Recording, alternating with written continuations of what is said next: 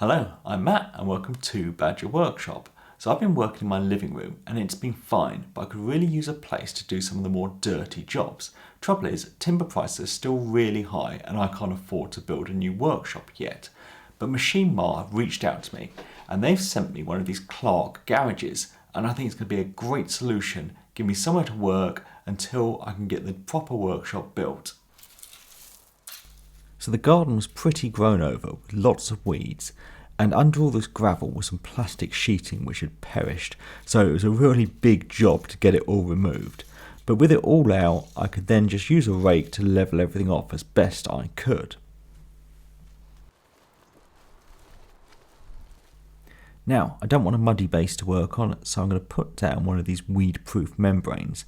They're pretty cheap, and I managed to find some that was 3 meters wide, which means I don't have to overlap it at all. So I can just spread it out, but I think this is about twice as long as I actually needed. So I've got some more left over if I want to use it again somewhere else in the garden.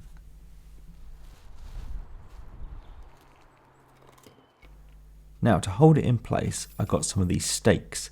I think this is a box of 50 and I ended up using every single one. They just hammer into the ground. Yes, I should have been wearing the braces on my jeans instead of a belt while doing this, so you'll just have to forgive me.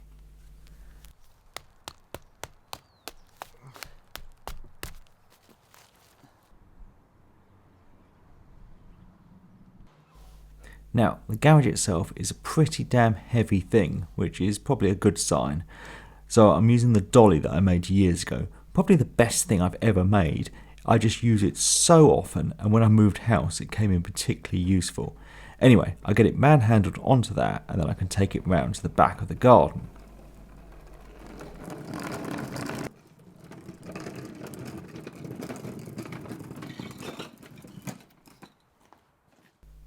Now Clarke do these in several different sizes, and I've gone for the 6 meter long by 3 meter wide, or roughly 20 by 10 foot, which is about as long as the workshop I had before, but a bit wider, so it's a pretty big space.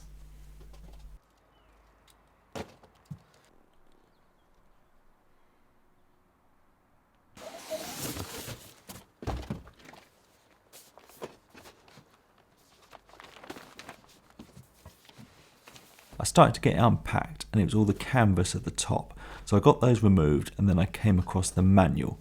So I thought the first job probably should be to read it. So I took it inside and sat down with a cup of tea and had a look through it and came up with a plan.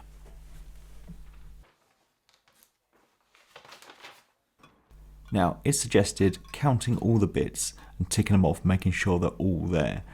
I never normally bother with these in the manual, but I thought with a project like this, I really don't want to find out something's missing. So I did it and everything was there. So then I could get started. So I roughly laid out all the corner pieces where they needed to be. You start with the roof structure. So I just got all the bits roughly laid out in the position before I can start getting it all put together.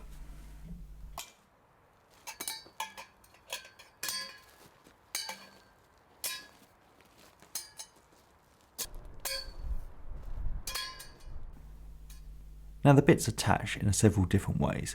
Some push together with a ball tent, others need a nut and bolt, but it's all pretty simple to do and it didn't take long at all. I mean, obviously this is a time lapse and all sped up, but I should think it took me 20 minutes or so to get this roof structure put together. Not a huge job.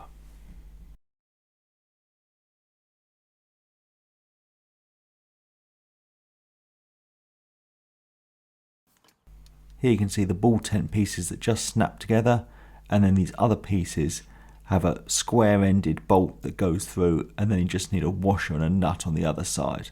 And I think they're all 10mm nuts, so just use one tool to do everything up on the whole project.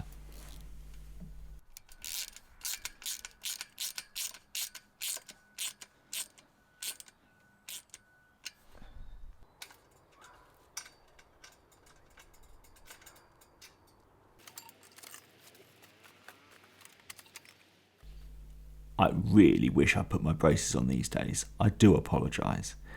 Anyway, with this all together, then I could start work on the legs. and they consist of 3 pieces.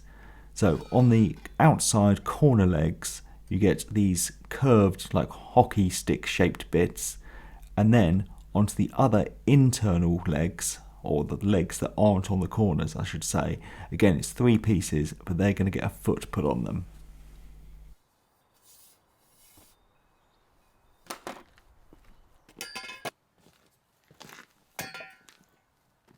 The foot just slides on the end, line the holes up, a bar goes through, and then this gets locked in place with a split pin, which I can just thread through and then bend over using some pliers.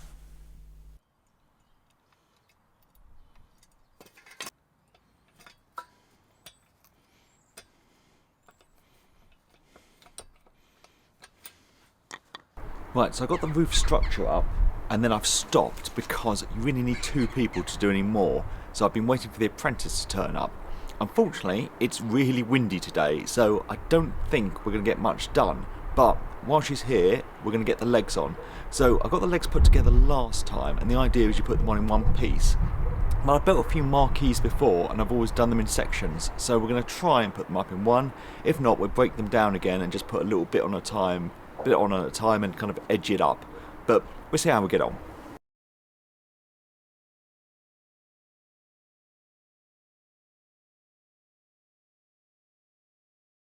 Okay, so that went up really quickly. It was much easier than I thought. So now we've got to straighten everything up, get a tape measure, measure the diagonals and make sure it's all square. So the matting on the ground gave me a rough idea of size. I can move it all into that and then check the diagonals. And we weren't far off, but just needed a bit of adjusting to get it perfect.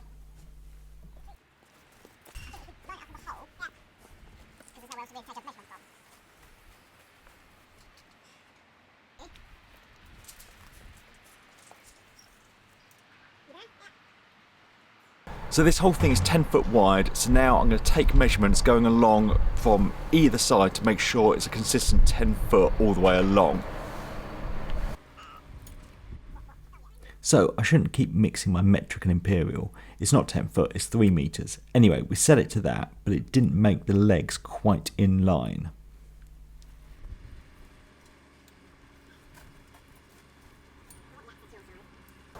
The legs aren't quite lined up, so the apprentice has taken over and sent me to get some string. We're going to run a string line and get them all level. So with a string attached to the front leg and then run along to the rear, we could get all the other legs in line with that, and did the same on both sides. But then, now that I've got it all put together, the whole thing's quite forgiving, and even when it's up, you can do quite a bit of adjustment. So yeah, probably spent too long on this and didn't really need to do as much as we did. To anchor this to the ground, it comes with these screws. So what we're going to do is in each corner, cut a little slit into the membrane, get these screwed in, and then it attaches with a cable. I have to say, I was a bit dubious to how well these would work, but they were quite tricky to get in, which is a good sign. I think you really had to push down as you screwed, and you have that nice eyelet at the top. You can get a screwdriver in for a bit of leverage, but once I got them all the way down, there was no way you were going to pull them out, which gave me quite a bit of confidence in these things.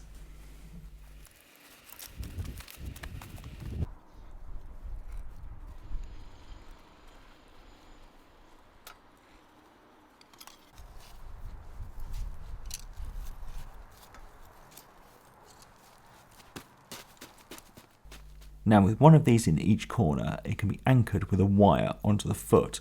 So it just goes through the foot on these 2 holes, through the eyelet, and then this little shackle, or whatever you call it, gets put on and crimped down.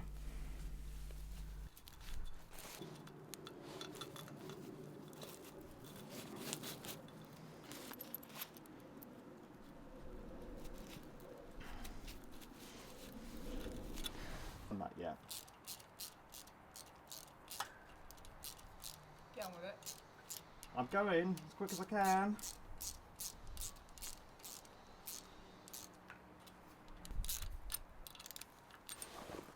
No. Right, so that only took half an hour to do. hoping to get the canvas on, but it's really quite windy today, so I don't think it's worth it. So I'm just going to leave it there for now. It's all anchored. There's nothing really for the wind to catch, and I'll get the rest done next time. So I'm very glad I waited and didn't push on getting the cover on, because then we had the two major storms. So it might have been alright, but why risk it? So now I'm going to get the front and the back on, and I have no help, but that should be fine. So on the front panel it has a zippered hatch, so I want that nearest to the house. So I'm starting with that, and it has one of these ratchet straps put on each corner. Then I can get up on my little step stool, just undo the first bit at the front and hook this loop over it.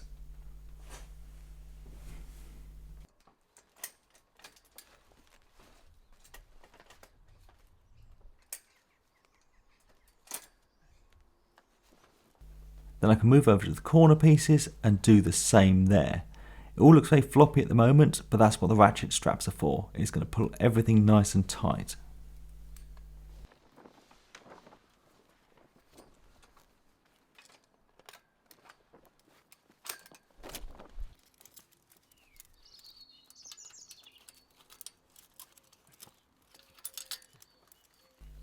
I get the canvas pulled pretty tight with the ratchets, but I'm going to come back when it's all done and really snug everything up.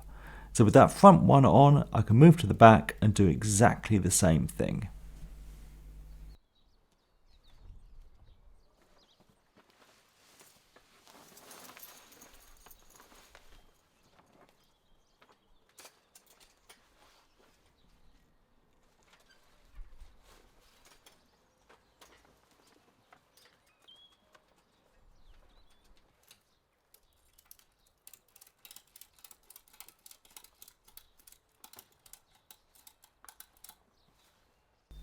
Now getting the canvas on the roof is what I really thought I'd need help with, but I'm on my own, so I'm just going to have to make it work.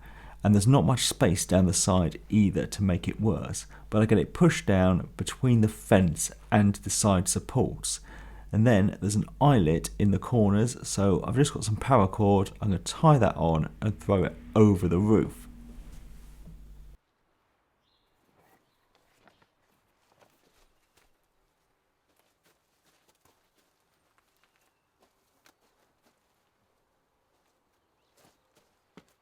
So my plan was just to pull it up a bit, and then I've got a bit of 4x2 on the ground, which I can just put the cord around to tie it off, which I did a terrible job of, as you can see, and then I can move to the other end and do that. Then I got a specialist tool, which I'm sure Machine Mart would sell you as well. I can't remember what they're called, you'll just have to look them up. Anyway, I used this to poke the canvas up over the centre. Again, doing a really great job. And then it was, as soon as I got it over the centre bit, it was pretty easy just to pull down.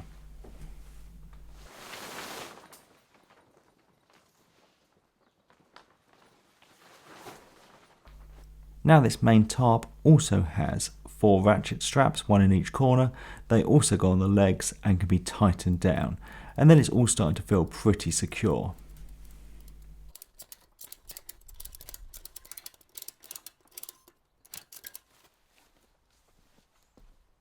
God, I think I look a bit green. I might have to change the settings on the camera for filming in here.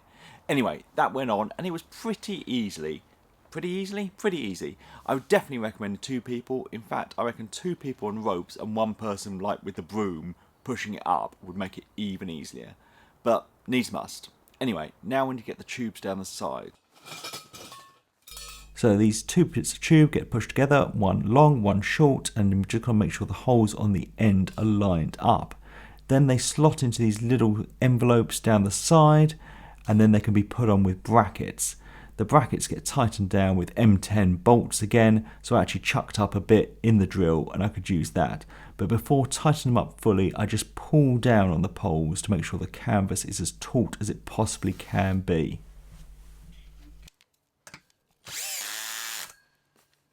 So, that's it all done. It's 6 meters by 3 meters, or roughly 20 by 10 feet. So it's much bigger than I thought. They do, I think it's a 4.8 meter long one. I probably could have gotten away with that, but it's going to be a great space. So next plan is to build a floor in it.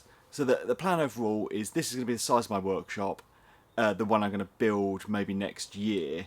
So I'll build the floor for in here, and then that can be used for the new workshop. So that'll probably be next week's video if I can get the timber in time. So thank you very much for watching. Thank you to Mart, link down below to this, and thank you to my patrons.